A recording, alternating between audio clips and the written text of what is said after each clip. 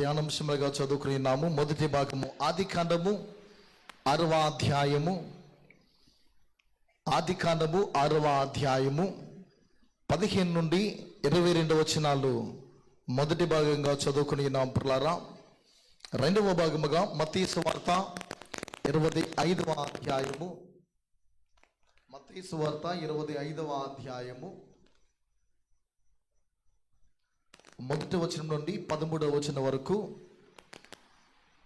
ధ్యానాంశముగా చదువుకున్నాం ప్రియులారా.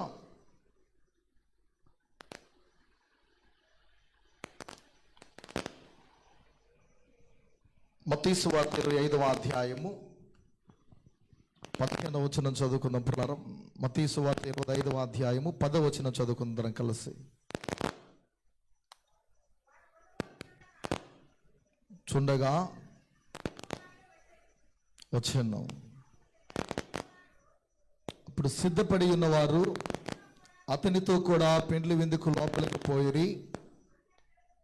అంతటా తలుపు వేయబడెను. నాతో కలిసి అందరూ చెప్పండి. అంతటా తలుపు వేయబడెను. అంతటా తలుపు వేయబడెను. అంతటా తలుపు వేయబడెను. తలలు వంచుకుందాం పిల్లారా. దైవ సహాయం కొరకైనా ప్రార్థన అందరం కలిసి చేసుకుందాం. ప్రార్థనలో ప్రతి ఒక్కరు ఏకీవించవలసిందిగా మనవి చేస్తున్నాం. మా ప్రాణములకు అతి ప్రియుడైన మా ప్రభు, నీ స్తోత్రాలు చెల్లిస్తున్నాము.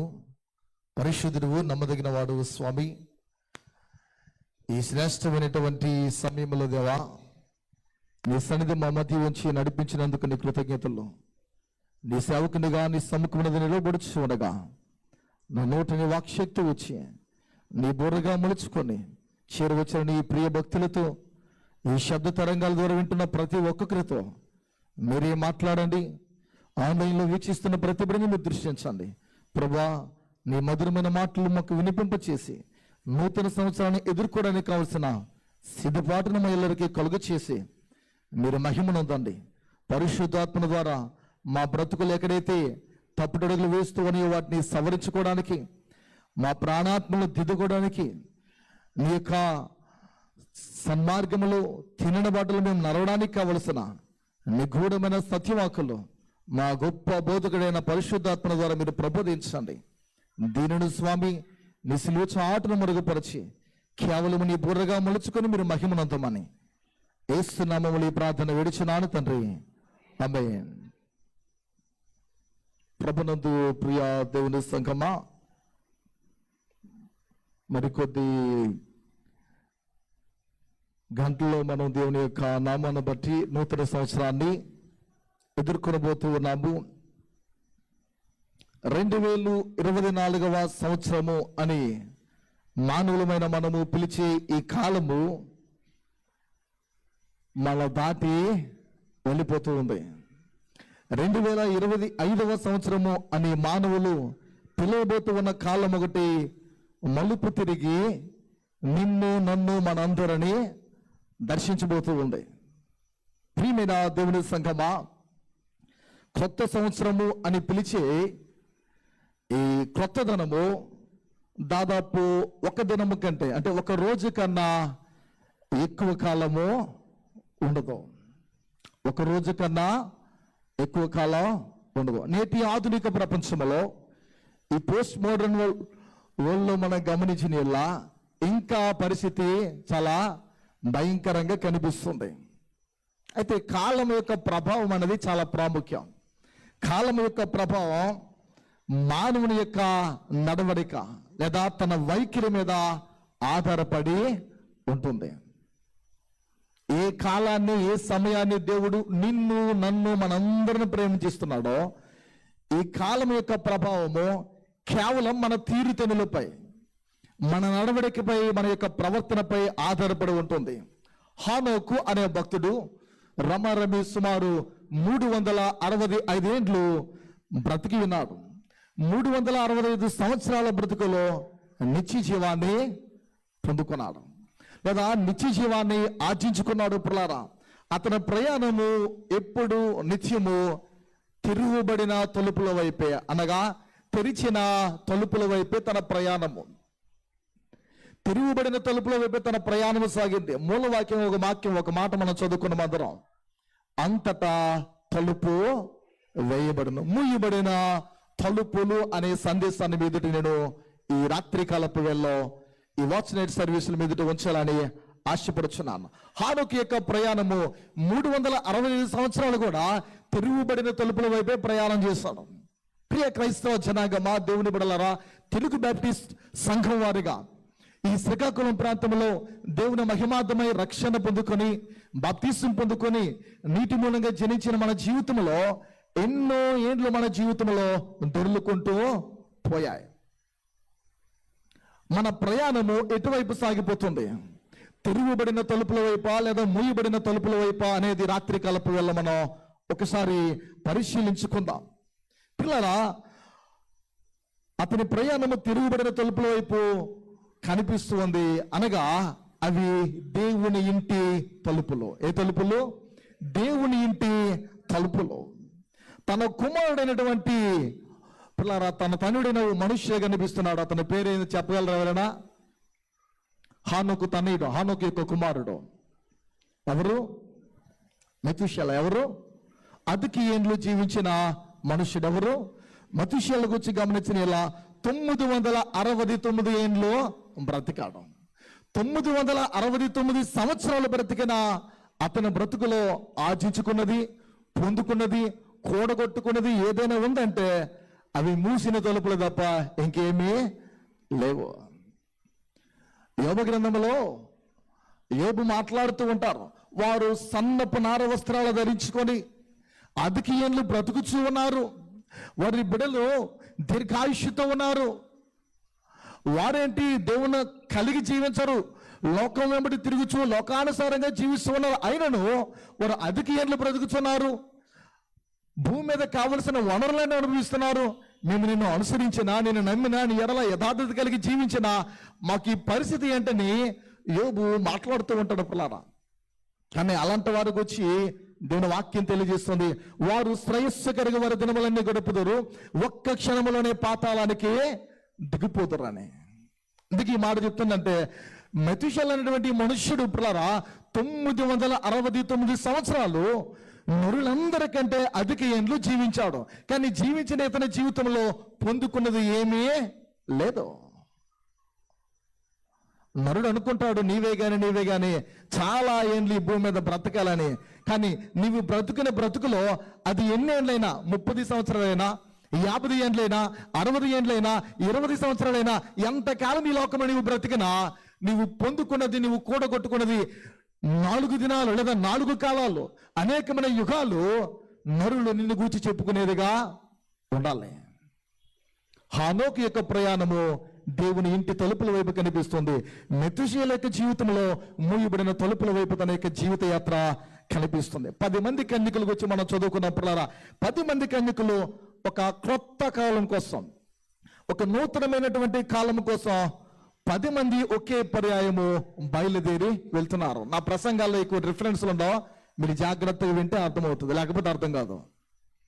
10 మంది కన్యకులు ఒక నూతనమైన కాలం కోసం బయలుదేరి వెళ్తున్నారు. ఒకే పర్యాయం వారు వెళ్తున్నారు. ఆ క్రొత్త కాలం ఎప్పుడు వస్తుందో లేదా ఎప్పుడు అవతరిస్తుందో, వారికి ఎప్పుడు దర్శిస్తుందో ఆ 10 మందికి కూడా తెలియదు. అంటే ప్రభు యేసు రాకడ, ఆయన ఆగమనము మన ఎవరికి తెలియదు. అలానే వారికి ఆ క్రొత్త కాలం ఎప్పుడు వస్తుందో ఎవరికి కూడా తెలియదు. కానీ ఆ క్రొత్త సమయము ఎప్పుడు వస్తుందో, పెండ్లి కుమారుని యొక్క సందర్శనము, ఆ పెండ్లి కుమారుడు వస్తున్నటువంటి సమయంలో ఆ పెళ్లి పాటలు ఎలా ఉంటాయో, దాని అందరి ఆనందము, పెళ్లి విందులో ఉన్నటువంటి ఆరగింపు, ఇవన్నీ ఉంటాయని చాలా ఊహించుకుంటున్నారు, చాలా ఆశపడుతున్నారు. ఆ ఆశలు నెరవేర్చుకోవాలని పిల్లరా కోరికతో తహతహలాడుతూ ఉన్నారు ఈ 10 మంది కన్యకలు. ప్రియ క్రైస్తవ సంఘమా, దేవుని బిడ్డలారా, రాత్రికాలపు వేళ మనం గమనిద్దాం. 2025వ సంవత్సరాన్ని మనము దర్శించబోతున్నాం, దాన్ని ఎదుర్కొనబోతున్నాము. దాన్ని మన జీవితంలో నీ వద్దన్నా నేనొద్దన్నా మనల్ని నూతన సంవత్సరం మనల్ని దర్శించి మనపై దొర్లుకుంటూ పోతుంది. కానీ ఆ సమయాన్ని కొరకు, ఆ కాలము కొరకు మనం ఎలా ఈ సమయంలో సిద్ధపడుతున్నాం అనేది చాలా ప్రాముఖ్యం. ఈ 10 మంది కన్యకుల యొక్క తీరుతెన్నులు మనం గమనిద్దాం. పెళ్ళి అంటే, ఒక వివాహం అంటే పిల్లరా నూతనమైనటువంటి అనుభవం, ఒక క్రొత్త అనుభవం. అనగా అందులో ఆనందం ఉంటుంది, ఆశీర్వాదం ఉంటుంది. అందుకే అనేక మంది తల్లిదండ్రులు లేని వారు, పెద్దలైన వారు, తలనిరిసినటువంటి వాళ్ళు యవ్వన బిడ్డలకి సకాలంలో వయస్సు ఉన్నప్పుడే వివాహము చేసుకొని సలహాలు ఇస్తూ ఉంటారు. 5 కన్యకలు వారి జీవితంలో పొందుకున్నవి, లభించినవి ఏంటంటే 5 మంది కన్యకలకు తెరిచిన తలుపులు. కడమ మిగిలినటువంటి 5 మిగిలినవి మూయబడిన లేదా మూసిన తలుపులు.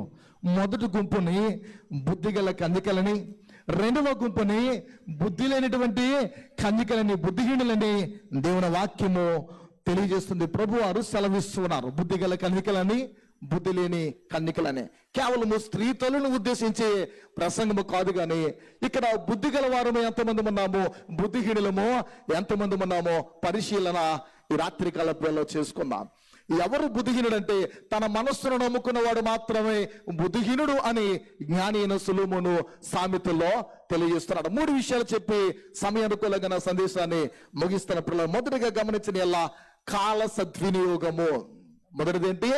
కాల సద్వినియోగము. గమనించేలా రాబోయే కాలము కోసం నేడే, ఇప్పుడే, ఈ దినం ముందే మనం ఏం చేయాలి? సిద్ధపడాలి. రాబోయే కాలం కోసం ఇప్పుడే మనం సిద్ధపడాలి. సిద్ధపడకపోయినా కాలం మాత్రం నీ కొరకు వేచి ఉండదు. అది దొర్లుకుంటూ ప్రవాహంగా వచ్చేస్తుంది. కాలం వస్తూ ఉంది పిల్లలు, కానీ అది మనకి సిద్ధపాటు లేకపోతే మన జీవితంలో రాబోయే కాలం కోసం ఇప్పుడు మనం సిద్ధపడకపోతే ఆ కాలం ఎలా ఉంటుందంటే మనకు కలిసి రానటువంటి కాలముగా మారిపోతుంది, అలా తయారవుతుంది. దానికి కారణం నీవి నేనే అయ్యుండవచ్చు. అందుకే రాబోయే కాలం కోసం ఇక్కడ సిద్ధపడాలి. రాబోయే ప్రభు కొరకు ఈ భూమి మీద, ఈ యొక్క ధరణిలో మనము జీవిస్తున్నప్పుడే ఆత్మీయంగా ప్రభుకు దగ్గరగా జీవించాలి. అందుకే నాకు వేరుగా ఉండి మీరేమియో చేయలేరుగా అని ప్రభు యేసు ఉద్ఘటిస్తున్నారు. ఆయనలో ఉంటే, ఆయనతో అంటుకట్టబడితే ఫలింపు, జీవితానికి విలువ, జీవితానికి పరమార్థం అనేది ఉంటుంది. ఆయనకు వేరుగా ఉంటే ఏది జీవితంలో పొందుకోలేం. అన్నీ పొందుకున్నాను, అన్నీ కూడగొట్టుకున్నానని ఆ శ్రీమంతుడిలాగా, ఆ ధనవంతుడిలాగా నా ప్రాణమా తినుము త్రాగుము సుఖించమని చెప్పుకున్నటువంటి ఆ శ్రీమంతుడిలాగా ఊహగానాలు చేసుకుంటామేమో కానీ దేవుని దృష్టిలో ఎందుకు పనికిరాని వెర్రివాని వలయ మిగిలిపోతాం. ఓ వెర్రివాడా, నీ ప్రాణము, నీ ఆయుష్ నా చేతులు ఉందన్నట్లు మిగిలిపోవచ్చు పిల్లరా. అందుకే సిద్ధపాటు చాలా అవసరం. సిద్ధపాటు లేకపోతే పిల్లరా జీవితంలో ఏది సాధించలేం. కన్యకలందరూ సిద్ధపడ్డారు. రేపటి కొరకు మనము సిద్ధపడవలసింది ఈ రోజే అని కొంతమందికి ఉంటుంది, మరి కొంతమందికి ఉండదు పిల్లరా. కన్యకలందరూ సిద్ధపడ్డారు, కానీ సిద్ధపడడంలో కొంచెం తేడా కనిపిస్తుంది. అందరూ సిద్ధపడ. చూడండి, ఈరోజు ఈ వాచ్ నైట్ సర్వీస్ కి 9 గంటలకని అనౌన్స్మెంట్స్ ప్రకటన చర్చిలో ఏం చేస్తారు? ప్రకటన తెలియచేశారు. ప్రకటన ఎంతమందికి అయితే పిల్లరా తెలుసో వారందరూ ఏం చేయాలి? ఎరిగిన ప్రతి ఒక్కరు సత్యాన్ని ఏం చేయాలి? దాన్ని అనుసరించాలి. సిద్ధపడి సమయానికి రావాలి. సమయంకి రాకుండా మనకు నచ్చినప్పుడు, అంటే దేవుని కొరకు పిల్లరా మనం వేగిరి పడుతూ, అంటే తొందర అంటాం కదా మన భాషలో, మన ఈ ఉత్తరాంధ్రలో తొందర గాబర అంటాం కదా. వేగిరముగా మనకు మనం సిద్ధపడి దేవుని ఆలయానికి సన్నిధికి మనం రావాలి.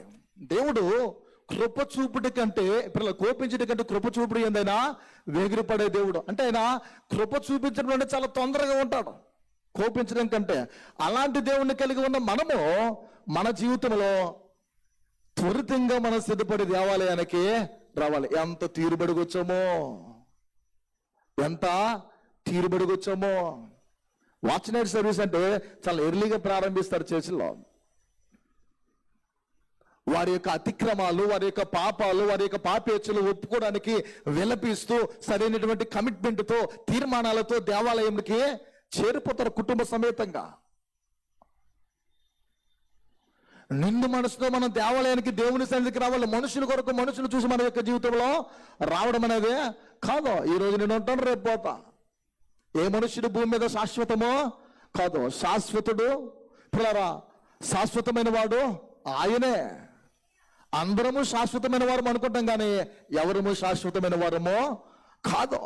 గమనించిన ఇలా పిల్లరా, గమనించిన ఇలా దీపాలు ఉంటే సరే, అప్పటికి వెలుగుతూ ఉంటే చాలు, తక్కిందంత తర్వాత చూసుకోవచ్చులే అని కొంతమంది ఓ గుంపు కలిగినటువంటి వారు కనిపిస్తున్నారు. ఈ 10 మంది కన్యకలు అంటే సిద్ధపాటుల తేడా. 10 మంది ఒకే పరి వెళ్ళారు. సిద్ధపాటుల తేడా ఎలా కనిపిస్తుందంటే, దీపాలు ఉన్నాయి కదా, ఆ తర్వాత చూసుకోవచ్చు అవి వెలుగుతున్నాయో ఆరిపోతున్నాయో అనేది. పిల్లరా, అలాంటి ఆలోచనలు కలిగినటువంటి మనుష్యులు ఉన్నారు. అంటే అవతల వారి యొక్క శ్రద్ధను, అయ్యో మాతో ఉన్నవారే, మా సహచరులే, మా మిత్రులే, మా తోటి విశ్వాసులే త్వరగా వెళ్ళిపోతున్నారు, మేము ఎందుకు వెళ్ళట్లేదు అనే ఆలోచన కొంతమందికి లేనట్లు, అలాగే 5 కన్యకులు సిద్ధపడ్డారు, వారి దీపాలు వెలుగుతున్నాయి, అదనంగా సిద్ధులు ఉన్నాయని వారికి తెలిసిన కూడా వీరి జీవితంలో పిల్లల అవతల వారి యొక్క శ్రద్ధని గమనించలేనటువంటి దృష్టి మాంద్యము కలిగిన వారిగా జీవిస్తున్నారు. అంటే కొంతమంది పెద్దగా పట్టించుకోరు. ఎక్కడి వరకు? ప్రాణం మీదకు వస్తుందనే అంతవరకు, లేదా ఆపద ముంచెత్తి మీదకు వస్తుందన్నంత వరకు పెద్దగా పట్టించుకోరు. ఆ ఆపద, ఆ ప్రమాదము, ఆ భీకరమైనటువంటి పరిస్థితి, గాఢాంధకారపు అనుభవము మన యొద్దకు రాకముందు మనం ఏం చేయాలి? సిద్ధపడాలి. అది నీ చెంతకు వచ్చేంత వరకు నువ్వు ఆకూడదు. మనం ముందుగానే సిద్ధపడాలి. పిల్లరా, రాబోయే కాలంలో మనకు అందుబాటులో ఉండగల సిరులు ఏవైతే ఉన్నాయో, ఆశీర్వాదాలు ఏవైతే ఉన్నాయో, స్వీకరింపక పోవుటకు పిల్లరా వారి అసంసిద్ధతే, అంటే వారి యొక్క సిద్ధపాటు లేనటువంటి పరిస్థితే వారి అయోగ్యతకు కారణం. బుద్ధి లేని కన్యకులకు వారి అయోగ్యత ఏంటంటే, వారిలో సరైన సిద్ధపాటు లేదు. ప్రియ కుమారుడా, కుమార్తె, దేవుని కుమారునిగా, కుమార్తెగా నీవు నేను ఎంత మన జీవితంలో సిద్ధపడి వెళ్తున్నాం? అది చర్చ్ కావచ్చు, ఎక్కడైనా జరుగుతున్నటువంటి కాటేజ్ ప్రేయర్స్ కావచ్చు, ఎక్కడైనా జరుగుతున్నటువంటి ఉజ్జీవ కార్యక్రమాలు కావచ్చు, ప్రభు పరిచర్యతో కూడినది, ముడిపడినది ఏదైనా సరే, మనం ఎలా సిద్ధపడి వెళ్తున్నాం? రక్షణ విషయంలో పిల్లలు, అంటే మన ఆత్మ సంబంధమైన రక్షణ విషయంలో కూడా అంతే. ఏంటంటే, భవిష్యత్తులో మనం ఏదైనా పొందుకోవాలంటే ప్రస్తుతం ఏదైతే ఉందో దాన్ని వినియోగించుకోవాలి. ప్రస్తుతం అనేది అంటే 2024వ సంవత్సరం అనేది అయిపోతుంది. ఈ 2024వ సంవత్సరం అనే ఈ ప్రస్తుతాన్ని వినియోగించుకోలేని వానికి భవిష్యత్తులో రాబోయే 2025వ సంవత్సరంలో ఏమీ పొందుకోలేరు. ఎక్కడ నీవు దీన్ని ఉపయుక్తంగా మలుచుకుని నీవు వాడుకుంటే, అంటే 2024వ సంవత్సరం అనే ఈ నీళ్లను, ఈ ప్రవాహాన్ని నీకు అనుకూలంగా ఉపయుక్తంగా వాడుకుంటేనే 2025వ సంవత్సరంలో ఆ కాలం అనేది నీకు ఉపకారముగా, నీకు మేలుకరంగా, నీకు శ్రేయోదాయకంగా ఉంటుంది. భవిష్యత్తులో ఏదైనా మనం పొందుకోవాలంటే ప్రస్తుతాన్ని వాడుకోవాలి. ఎప్పుడో ముందుకు రక్షణ పొందొచ్చులా అనుకునే వాయిదాల మనస్తత్వం కొంతమంది ఉంటుంది. 40 days లెంట్ సీజన్ అయిపోయాక ఆ ఈస్టర్ పర్వదిన ముందు బాప్తిసాలు ఇస్తారు కదా, అప్పుడు తీసుకోవచ్చులే అనే వాయిదా తత్వం కొంతమందిలో ఉంటుంది. ఈ ఆదివారం కాకపోతే వచ్చే ఆదివారం వెళ్ళొచ్చు, ఈ వాచ్ సర్వీస్ కాకపోతే రాబోయే సంవత్సరంలో వెళ్ళొచ్చు అనేటువంటి ఆలోచన కలిగిన వారు ఉంటారు. పిల్లరా, రక్షణ తర్వాత పొందవచ్చు, తర్వాత వెళ్ళొచ్చు, వాళ్ళు చేస్తున్నారు కదా పని, నువ్వెందుకు చేయాలి అనేది కాదు. నీ వరకు నీవు ఏం చేయగలుగుతున్నావు, నీ వరకు నీవు ఏం సిద్ధపడి ఉంటున్నావు, నీ వరకు నీవు నీ ప్రభుకి ఏం చేయగలుగుతున్నావు. ఎవ్రీ క్రిస్టియన్, ప్రతి క్రైస్తవుడు తనను తాను ప్రశ్నించుకోవాలి, తనకు తానే జవాబు తనలో వెతుక్కోవాలి. నేను నా మందిరానికి, నా సంఘానికి ఏం చేశాను? నేను నా ప్రాంతానికి ఏం చేశాను, నేను నా దేశానికి ఏం చేశాను, నేను నా కుటుంబానికి ఏం చేశాను, నేను నా ఆత్మీయ జీవితానికి ఏం చేయగలుగుతున్నాను, నేను నా ప్రభువుకి ఎలా ఉపకారిగా ఉన్నాను. ప్రాణులు, జీవులు, ఆకాశ పక్షులు, జంతువులు ఆయన మాట వింటూ ఆయనకు లోబడుతున్నాయి, ఆయన పనులు వింటున్నాయి, అని చెప్పే ప్రతిదీ చేయగలుగుతున్నాయి. నేనేం చేయగలుగుతున్నాను నా ప్రభుకని నేను నీవే ప్రశ్నించు. ఎవరో నిన్ను క్వశ్చన్ చేయడం కాదు, ఎవరో నిన్ను ప్రశ్నించడం అనేది కాదు. ఎప్పుడో ముందుకు రక్షణ పొందొచ్చు అని అనుకుంటే మూసిన తలుపులే చూడవలసి వస్తుంది. మూయబడిన తలుపులే మనం ఎదుర్కొనవలసి వస్తుందని గుర్తించాలి. అది ఎరుగుక 5 కన్యకులు ఆ కాలాన్ని పిల్లరా ఏం చేసుకున్నారు, వారి జీవితంలో గమనించిన ఎలా దుర్వినియోగం చేసుకున్నారు. కానీ 5 కన్యకులు ఏం చేశారు, సద్వినియోగం చేసుకున్నారు. ముందుగా మనం వింటున్న ఈ మాటలో 5 యొక్క కాల సద్వినియోగం కనిపిస్తుంది. పిల్లరా, జాగ్రత్త కాలాన్ని ఎలా సద్వినియోగం చేసుకోవాలో లేఖనాల్లో పదే భక్త పౌలు, పునీతుడైన పౌలు హెచ్చరిస్తూ ఉన్నాడు. అంటే సమయాన్ని చాలా జాగ్రత్తగా మనం ఏం చేయాలి, వాడుకోవాలి. చాలా పాటలు ఉన్నాయి, పాటలన్నీ మనకు బాగా తెలుసు, కానీ ఆంధ్రప్రదేశ్ గీతల మీద పెద్ద పట్టు మనకి లేదు. పాటలన్నీ తెలుసు, మనకి ఏం తెలుసు, కానీ ఆంధ్రప్రదేశ్ గీతల మీద పెద్ద మక్కువ అనేది మనకి కనిపించడం లేదు. అన్ని మన జీవితంలో కలిగి ఉండాలి. పిల్లరా, గమనించిన ఎలా మొదటిది ఏమన్నా కాల సద్వినియోగం, రెండవది గమనించిన ఎలా కాల దుర్వినియోగము. కాల దుర్వినియోగము అంటే కాలాన్ని సద్వినియోగం చేసే కొంతమంది కనిపిస్తున్నారు, కాలాన్ని దుర్వినియోగము చేసుకునే వారు కనిపిస్తున్నారు. అందరూ ముస్తవయ్యారు, అంటే అందరూ బాగా రెడీ అయ్యారు. రెడీ ఊరు విడిచి పెండ్లి కుమారుని యొక్క దర్శనార్థమయ్యారు. పెండ్లి కుమారు కొరకు కనిపెట్టవలసినటువంటి ఒక స్థలం అనేది ఉంటుంది, ఆ స్థలానికి వచ్చారు. చూడండి, పెండ్లిళ్ళు చేస్తే విడిది అనేది మనకు తెలుసు, ఆ స్థలానికి వచ్చారు. పిల్లరా, పెండ్లి కుమారుని కోసం దాటి వెళ్ళలేని స్థలం అనేది ఒకటి ఉంటుంది, దాటి వెళ్ళలేని స్థలం అనేది ఒకటి ఉంటుంది. పిల్లరా, పెండ్లి కుమారుడు తన స్థలాన్ని దాటి ఎప్పుడు మన దగ్గరికి వస్తాడో తెలుసుకోలేని సమయం అనేది కూడా ఒకటి ఉంటుంది. అంటే కన్య స్త్రీ తను దాటి వెళ్ళలేని స్థలం ఉంటుంది. పెండ్లి కుమారుడు మన చెంతకి, ప్రభు యేసు మన చెంతకు, మన దగ్గరకు ఎప్పుడు వస్తాడో, ఏ సమయంలో వస్తాడో తెలుసుకోలేని సమయం అనేది ఒకటి ఉంటుంది. ఈ రెండు చాలా కీలకం. అంతవరకు సంఘము కనిపెట్టాలి. అంతవరకు కన్యలు ఏం చేయాలి, వారు 10 మంది కనిపెట్టి తీరాలి. 10 మంది ఒకే దగ్గరికి చేరుకున్నారు. 5 దగ్గర అదనంగా నూనె సిద్ధులు ఉన్నాయి. 5 దగ్గర నూనె సిద్ధులు ఉన్నాయి. పిల్లరా, బుద్ధి లేని వారు ఆ సంగతి చూస్తూనే ఉన్నారు.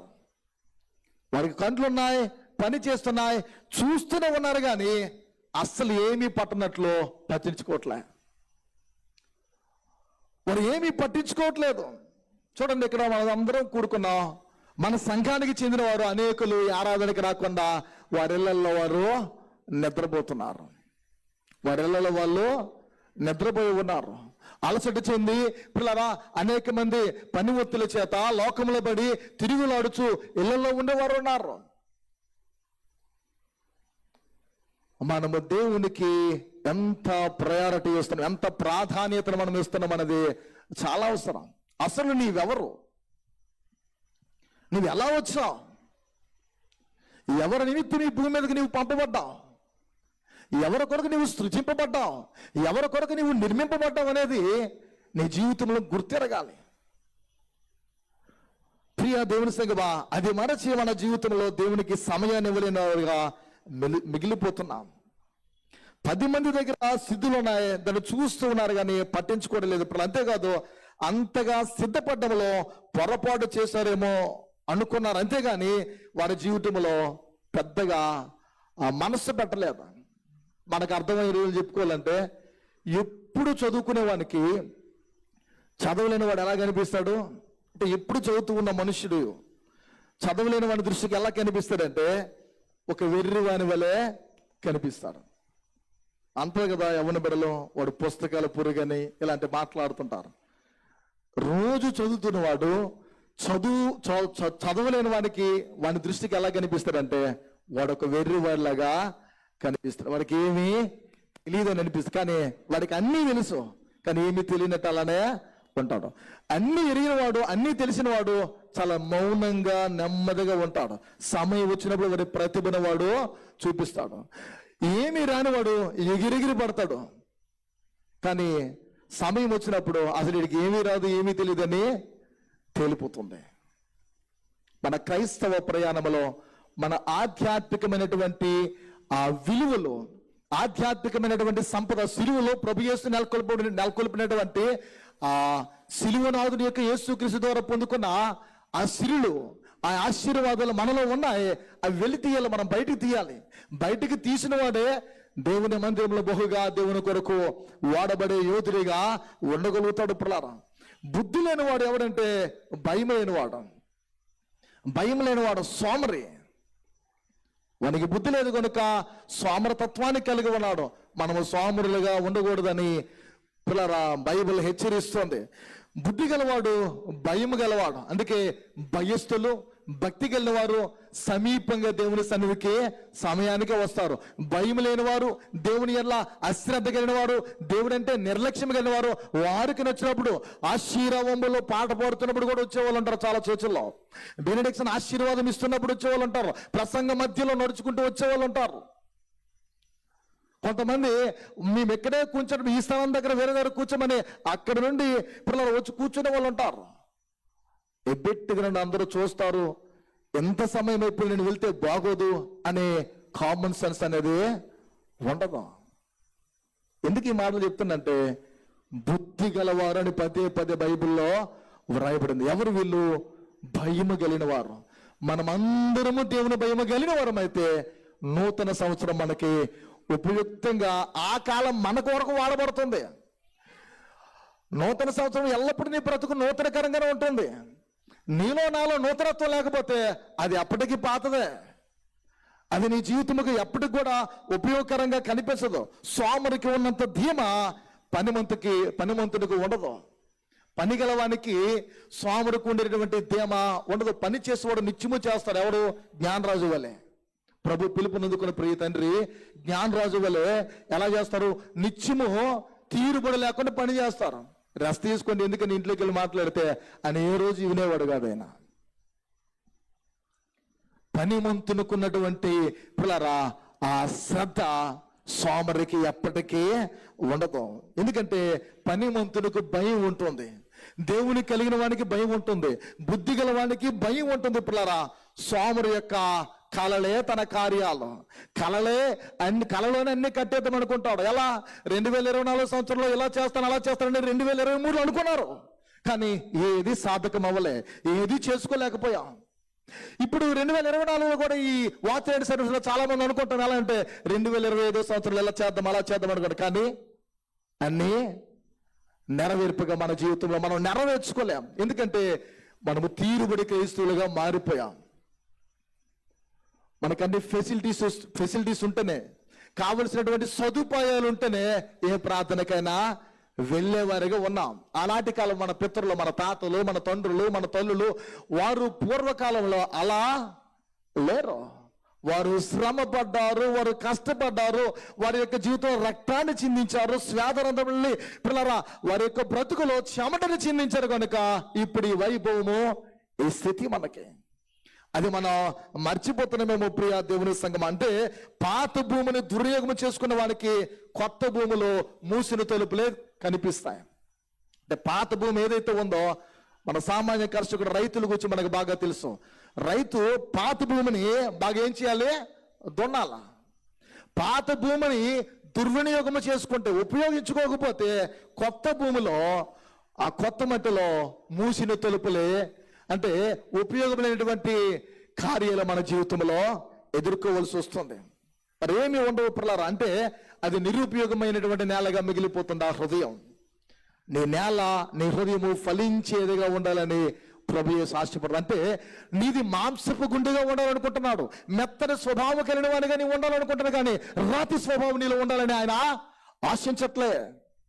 మీలో ఉన్న రాతి స్వభావాన్ని తీసివేసి మాంసపు హృదయాన్ని మీకు కలుగు చేతనని ప్రవక్త హెచ్చరిస్తూ ఉన్నాడు.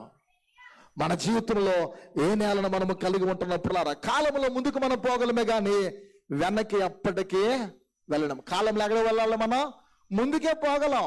నేను వెళ్ళను, నా వల్ల కాదు, రేపు వస్తానంటే నీకు ఒక కాలం వేచి ఉండదు. కాలంలో మనందరం ముందుకే వెళ్ళాలి, వెనక్కి ఎవరు వెళ్ళలేం. రేపు గతించిపోయింది, వెనక్కి వెళ్ళిపోయిన ఒక నిమిషము, ఒక గడియ, ఒక గంట నేను మరలా వెళ్తాను, టైం మిషన్లోకి వెళ్తానంటే అలా జరిగే పని ఏది కాదు. దేవుడు నిన్ను ప్రేమించి విలువైన కాలాన్ని, విలువైన సమయాన్ని నీకు ఇస్తున్నాడు. దాన్ని ఉపయోగించుకో. కొనబోచు ఉండగా బుద్ధి లేని కన్యకులు పిల్లల వారి జీవితంలో వెనుకకు వెళ్ళి వారు ఏం చేయాలనుకున్నారు? నూనె కొనబోయారు. వెనుకకు వెళ్ళేవారు, ముందుకు వెళ్ళాలి కానీ వెనుకకు వరకు వెళ్ళడానికి అది అవకాశం లేదు. వెనుకకు వారు వెళ్ళి నూనె కొనబోచుండగా జరిగిన పని ఏంటంటే అంతటా తలుపు మోయబడెను. ఆ సువార్తలో, మత్తయి సువార్తలో 25వ అధ్యాయంలో రాయబడిన మాటలు, అంతటా తలుపు మోయబడెను. కాల దుర్వినియోగములు వీరు. మనం చదువుకున్న మొదటి భాగంలో 6వ అధ్యాయము ఆది కాండములో కొన్ని వచనాలు కనిపిస్తాయి. 16bలో గమనించిన పిల్లరా, నోవహు ఒక షిప్ను తయారు చేశాడు. నోవహు ఏం చేశాడు? ఒక వాడ నిర్మించాడు. నిర్మించిన వాడను గురించి మనం గమనిస్తే రమారమి 120 ఏండ్లు బోధిస్తూ పిల్లరా ఆ షిప్ను తయారు చేస్తున్న ఆ బోధ ఫలితముగా తన కుటుంబీకులందరూ రక్షింపబడ్డారు. ఆకాశ స్తూములు విప్పబడ్డాయి. పిల్లరా భీకరమైనటువంటి వర్షం వస్తూ ఉంది. ఆ వర్షానికి ఆ నోవహు షిప్లోకి కుటుంబము దేవుడు తెలియజేసిన ప్రకారంగా ప్రతి జంతువు కూడా అందులోకి ప్రవేశించిన పిదప ఆ తలుపు వేసిన తర్వాత జరిగిన కార్యం ప్రాక్టికల్ గా మనం ఆలోచిస్తే చాలా మంది నోవహు చెంతకు ఆ షిప్ దగ్గరకు వచ్చే ఉంటారు. అవునా? ఆ సమీపంగా ఉండే వాళ్ళందరూ వచ్చే ఉంటారు. బాబు నువ్వు చెబితే మాట మేము వినలేదు, నిన్ను వెర్రివాని వల్ల, పిచ్చివాని వల్ల మేము చూసాము, ఈ షిప్ తయారు చేస్తున్నాడేంటి, వర్షం రాబోతుంది అంటున్నాడేంటి, ఎప్పుడు జరగని చెప్తున్నాడేంటి అని మేము నిన్ను ఒక పిచ్చివాని వల్ల, వెర్రివాని వల్ల చూసాము. కానీ మాది పొరపాటే, మాది తప్పే, తలుపు తీయ్యా అని చాలా మంది ఆ డోర్ కొట్టే ఉంటారు. లోపలికి ప్రవేశించడం వరకే నోవహుకే, బయటకు వచ్చే తలుపు తీసే ఆ స్థితి తనకు లేదు. అక్కడ మనకి అర్థమయ్యే రీతిలో పిల్లల గమనించాలంటే సామెతల గ్రంథంలో ఒక మాట కనిపిస్తుంది పిల్లల. 14వ అధ్యాయం 19వ వచనంలో బి భాగంలో వ్రాయబడుతుంది. సామెతల గ్రంథము 14వ అధ్యాయం బి భాగం 19వ వచనం, భక్తిహీనులు నీతిమంతులు తలుపునద్దును వంగుదురు, చెడ్డవారు మంచివారి ఎదుటను, భక్తిహీనులు నీతిమంతులు తలుపునద్దును వంగుదురు. ఎవరంట? భక్తిహీనులు అంటే భక్తిలో హీనమైన వారు. భక్తిహీనులు నీతిమంతుల తలుపుల వద్ద వంగంటారు. వంగరే పరిస్థితి ఎదురవుతుంది. ఇప్పుడు నీతిమంతుడు, భక్తి గలవాడు, దేవుల్లో ఉన్నవాడు వెర్రి వాని వలె చులకనగా అవహేళన చేయబడే స్థితిలో కనిపించవచ్చు నలుగురికి. కానీ ఓ దినం వస్తుంది, ఆ దినము భక్తిహీనులందరూ వంగే పరిస్థితి, తలంచే పరిస్థితి దాపరిస్తుంది. మొదటిది ఏమన్నా? కాల సద్వినియోగం. రెండవది కాల దుర్వినియోగం. మూడవది చివరిగా చెప్పగిస్తే పిల్లరా కాల సంపూర్ణత. గ్రీక్ భాషలో కాలాన్ని సూచించే 2 అద్భుతమైన పదాలు ఉన్నాయి. కాలాన్ని సూచించే 2 అద్భుతమైన పదాలు ఉన్నాయి. గమనించిన మొదటిది క్రోనస్ అంటారు. ఏంటది? క్రోనస్ అని పిలుస్తూ ఉంటారు. దీన్ని కాలగమనము అని పిలుస్తూ ఉంటారు. కాలగమనాన్ని దీన్ని సూచిస్తూ ఉంటుంది. అంటే అశుభము శుభము అన్నదానికి దానికి పని అన్నదే లేదు. అది శుభమైన అశుభమైన ఈ భావము పట్టించుకోదు. అది అలా కాలము జరుగుతూ ఉంటుంది. అంటే ఈ మాట నుండి క్రోనాలజీ అనేది వచ్చింది. గమనించిన ఎలా అక్కడ నుండి పుట్టింది. పిల్లరా కాలమానం అనేది ఋతువులను బట్టి ఇది నిర్ణీతం అవుతూ ఉంది, నిర్ణయింపబడుతుంది. ఋతువులు మనకు వస్తూ ఉంటాయి కదా. రెండవ పదము కైరస్. ఈ క్రోనస్ కైరస్ అనే దాని గురించి మనం ఒక్కసారి చివరిగా చూసి ముగిద్దాం పిల్లల. కైరస్ దీని అర్థం ఏంటంటే అనువైన కాలము. క్రోనస్ అనగా కాలమానము, జరిగిపోతూ ఉన్న కాలము. కైరస్ అనగా అనువైనటువంటి కాలము. అనువైన కాలం పిల్లరా అంటే చెట్టు మీద క్రోనస్ కాలం అనగా తన ప్రభావాన్ని చూపిస్తుంది. చెట్టు పచ్చగా ఉండడము, ఆకులు వేయడము, ఇదంతా కాల గమనాన్ని సూచిస్తుంది. దాన్ని క్రోనస్ అని అంటూ ఉంటారు. అంటే కాలవాహినిలో పూత పూసే కాలము, అంటే పువ్వు వస్తుంది కదా, పువ్వు వచ్చే కాలము, పిందులు తయారయ్యే కాలము, అది పండుగ తయారయ్యే కాలం అనేది పిల్లరా కైరస్ దశలుగా కనిపిస్తుంది. దాన్ని అనువైన కాలం అని, కైరస్ కాలం అని పిలుస్తూ ఉంటారు. ఒక్క పర్యాయము పిల్లరా అదే మత్తయి సువార్త 25వ అధ్యాయము ఒక పర్యాయం చూద్దాం. మత్తయి సువార్త 25వ అధ్యాయము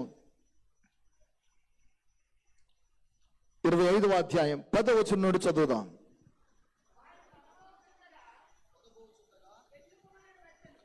కొనబోచుండగా పెండ్లి కుమారుడు వచ్చాను, సిద్ధపడి ఉన్నవారు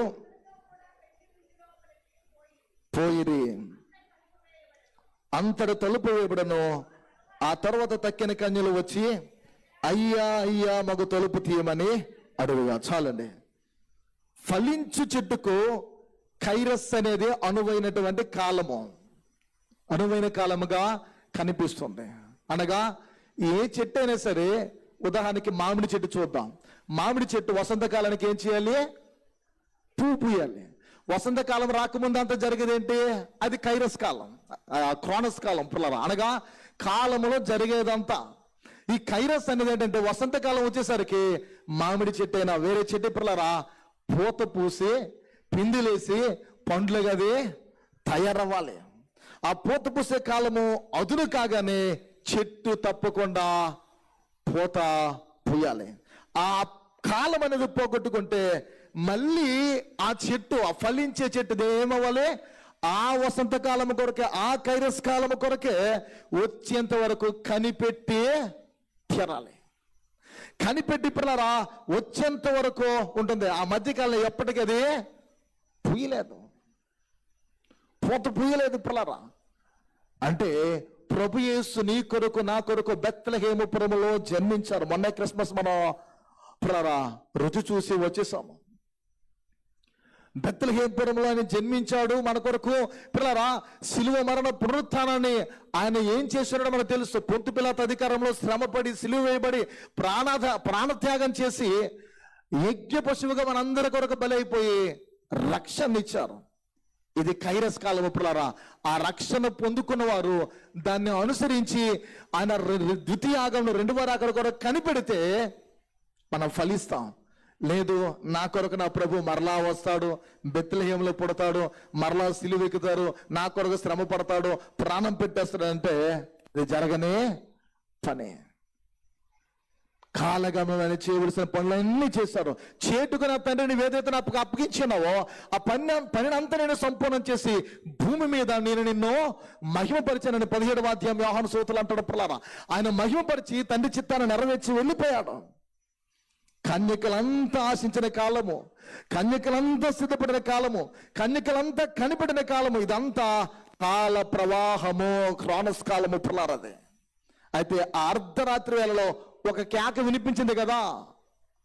అర్ధరాత్రి వేళలో కేక, అదే 6వ వచనంలో అర్ధరాత్రి వేళ ఇదిగో పెండ్లి కుమారుడు అతన్ని ఎదుర్కొనరండి అను ఒక కేక వినబడాను.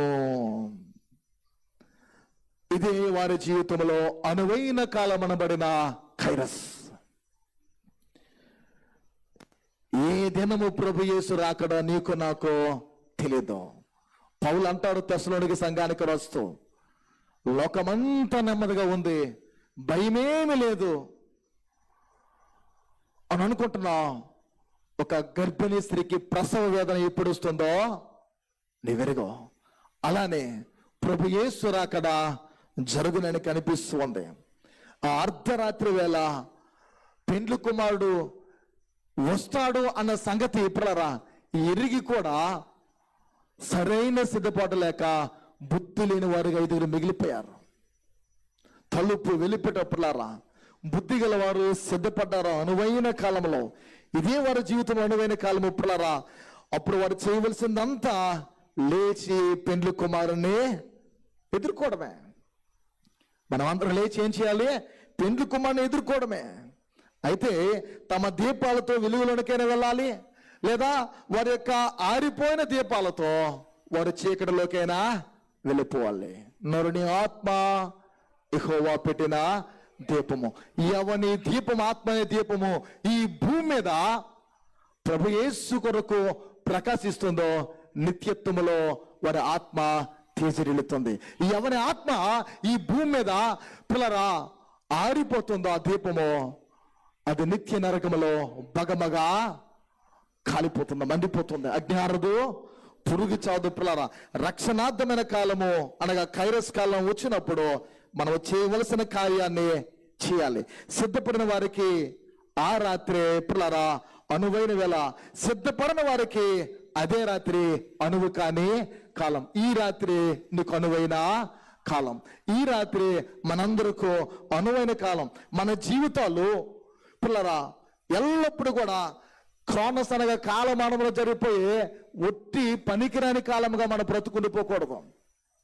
ఉపయోగకరమైనటువంటి అత్యద్భుతంగా ఉన్నటువంటి కైరస్ ఏదైతే ఉందో, ప్రభు మనల్ని దీవించడానికి ప్రత్యక్షమాడడానికి వస్తున్నాడో ఆ కాలం కొరకు, అనువైన కాలం కొరకు మనం కనిపెట్టాలి. ఇదే మిక్కిలి అనుకూలమైన సమయం అంటాడు కదా, ఇదే అనువైన సమయము, ప్రభు యేసు కొరకు మన జీవితాలు సమర్పించుకునే సమయము.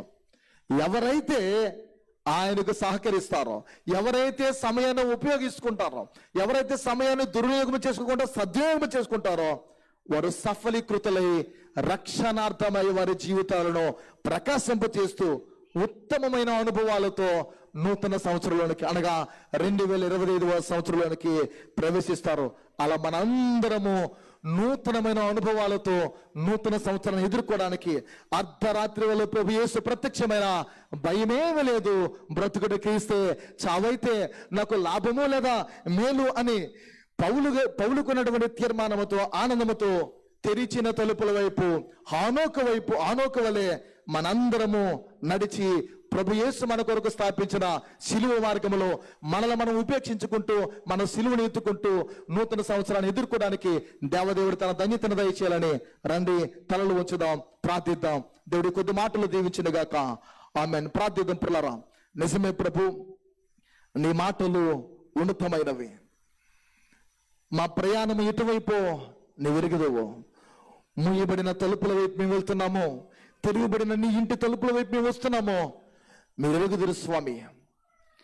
10 మంది సిద్ధపడ్డారు, కానీ లోపము కనిపిస్తుంది. 5గురు బుద్ధి గలవారిగా ఉన్నారు, 5గురు బుద్ధి లేని వారిగా ఉన్నారు.